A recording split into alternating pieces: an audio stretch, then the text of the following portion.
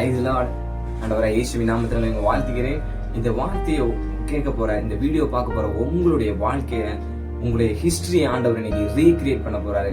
ஆமாங்க, மனுஷங்க உங்களுக்கு எழுதின முடிவை என் தேவன் இன்னைக்கு ஒரு புதிய துவக்கத்தை தரப்போறாரு. அன்றைக்கு யோசேப்பினுடைய சகோதரர்கள் அவனை குழியில தூக்கி போட்டு அவனுடைய வாழ்க்கை இதோட முடிஞ்சிச்சு, இனிமேல் இவன் எழும்ப மாட்டான் அப்படின்னு அவனுக்கு ஒரு முற்றுப்புள்ளி வைக்கிறாங்க. என் தேவன் யார் தெரியுமா?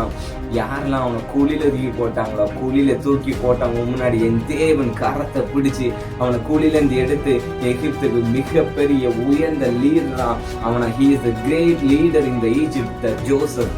அந்த யோசேப்பை தேவன் பெரிய லீடராக எகிப்தில் உயர்த்தி வைத்தது போல நம்ம வாழ்க்கையில கூட பிசாசோ மனிதர்களோ நம்மளை குழியில போட்டு தூக்கி போட்ட அனுபவங்கள், நம்ம அழிக்க நினைச்ச மனிதர்கள், நம்ம வாழ்க்கையில கூட சில பிரச்சனைகள் போராட்டங்கள் மூலமா குளிர் விழுந்த அனுபவங்கள் இருக்கலாம்.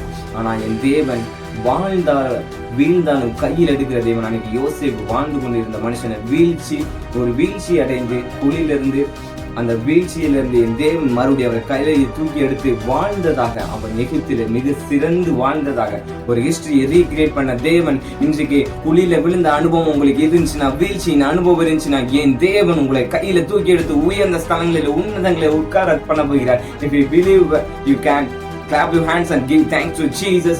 நல்ல கரங்களை தட்டி ஆண்டவருடைய நாமத்தை மகிமைப்படுத்துங்க. ஆமென்.